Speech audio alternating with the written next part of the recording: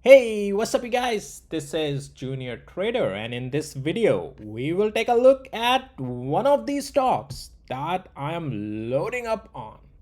And I want to share why so, my opinion. Definitely you don't have to do anything what I say. None of this is any financial advice, only for education purposes, just sharing my opinion. Please do your own thing. And that is not S&P 500 that I'm loading up on. I'll take you to that stock in just a moment. I just want to emphasize one thing right now. Market is selling off across the board, even if it doesn't look like so on S&P 500, because heavy hitters are selling off right now. Okay, and small caps, mid caps, a little bit supporting S&P 500 in the sideways action. However, take these as the opportunities for your long-term portfolio. If you're a long-term investor, these are your opportunities to pick up those beaten up, sold off stocks. Okay, so the one I want to talk about that I'm loading up on is none other than Microsoft. So what's going on? This thing is collapsing and I'm loading up. Well, yes, I am, but not blindly. Okay, so there are parts of it that is related to the technical trading and there are parts of it that is related to the long-term investment. Well, I will talk from both perspectives here. Whatever suits you, you can implement that for yourself. Okay, but so what happened? Microsoft had its earnings. Okay, they beat on everything, and in my opinion, their guidance wasn't that bad. And I'm not gonna go in those details because it doesn't matter.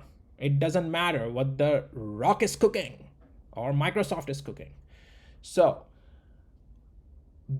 anything, analyst can pick up on anything to justify the price action.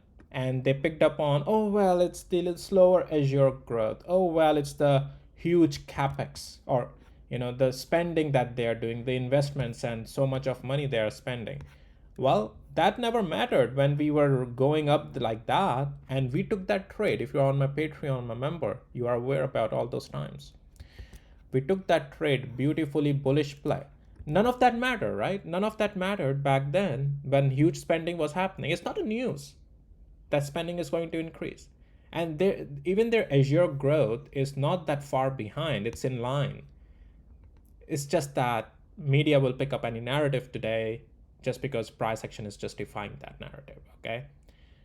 Now, the point is that Microsoft, from the long term perspective, it's a no brainer to buy. Let me adjust a couple of things on my tools real quick here. If you need access to my tools, details are in the description of this video. For Microsoft, we'll go on the medium depth levels.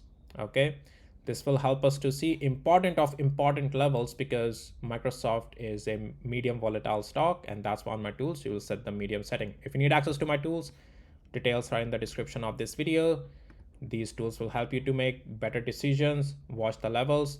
Also, many other tools of mine will help you to also make really good trading decisions. You will be profitable without thinking too much. Now, so Microsoft. Now, let's talk about from the perspective of technical trading first. Right now, we are bearish, period. No point. Okay, we are bearish and we have a room to fall to even $390. All right now we are not bullish. The only thing that can save Microsoft from here, if it doesn't break further below and it can get above 446, is right now it's trying to a little bit hold a level, but its overall structure will not turn bullish until 446 from where we are. Okay, and as we continue lower, $390 is where it can be heading all the way to. So technically, trading purposes, it's not a buy right now, it's still a short play. But Microsoft, all right, now let's talk from the perspective a little bit on the long-term perspective, because that's what I want to focus this on.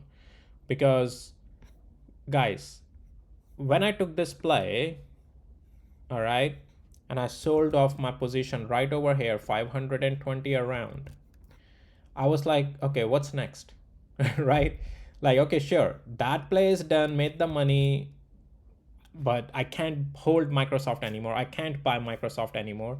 And from the August of last year, and similarly, my situation is same with Tesla stock as well. For months, I just couldn't buy a long-term position on Tesla stock because it just wasn't a long-term hold anymore. I sold all of my Tesla in my long-term portfolio, made money.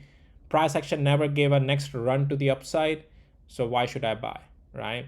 So Microsoft for me was the same case. And I'm like, okay, I don't want to buy here. This is still so extended and things are not looking great. We are in the huge supplies on there. We had a retest, no brainer, double top, and then continue to break lower, right? And we continued bearish. If you have access to my tools, and this another one as well, let's turn that on. You are aware that where we turned bearish, right over here again, right? So, and this is whole, that's, as I showed you, that trade that I took, and I also mentioned about this on my Patreon as well. You can see structure for us really gave us a really good bullish structure from here all the way till there. All right. So, and there, throughout the journey, you will get a lot of opportunities. But lately, the opportunity was after this, we tried to see a sell-off and then a little bit come back again. I'm on the passive mode. There are different modes in this tool as well that will help you based on your style of trading, help you to make decisions based off of that. But I'm just showing you one mode here that for the long term I use. And then for trading, I use other modes on this tool. Okay, there are multiple modes. So, and then this is where it has been bearish since thereafter. Now, from the level of around 516. Now, and I'm like, well, I don't hold Microsoft. I'm not going to buy in my long-term portfolio here, up there. It's already high and I'm already seeing structure break again.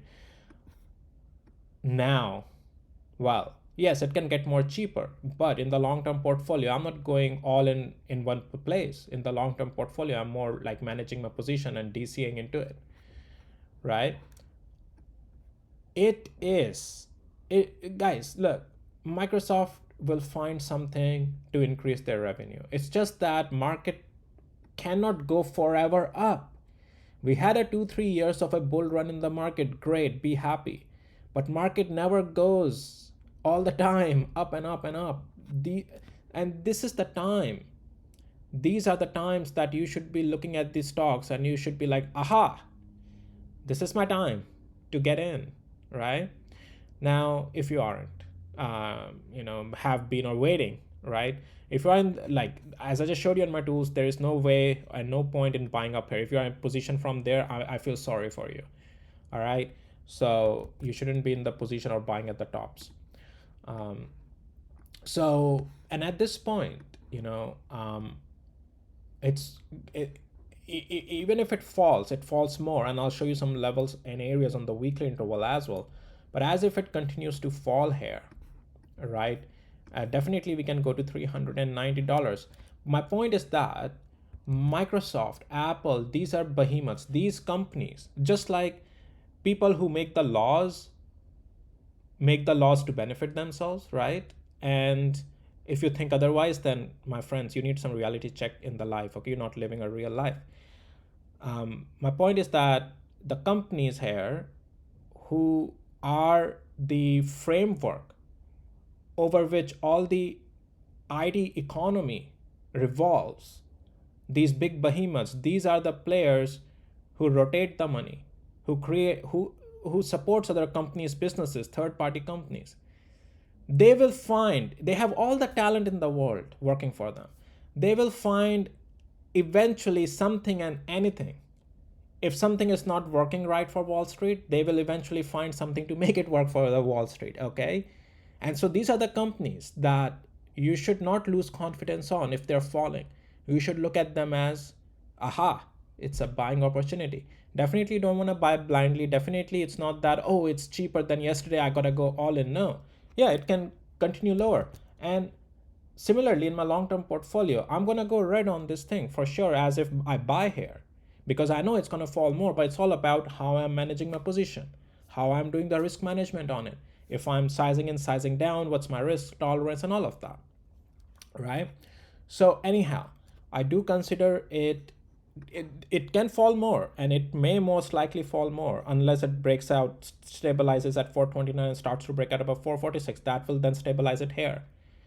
But as we get to 390, I'm buying more. Why so? Excuse me. Let's get to the weekly interval.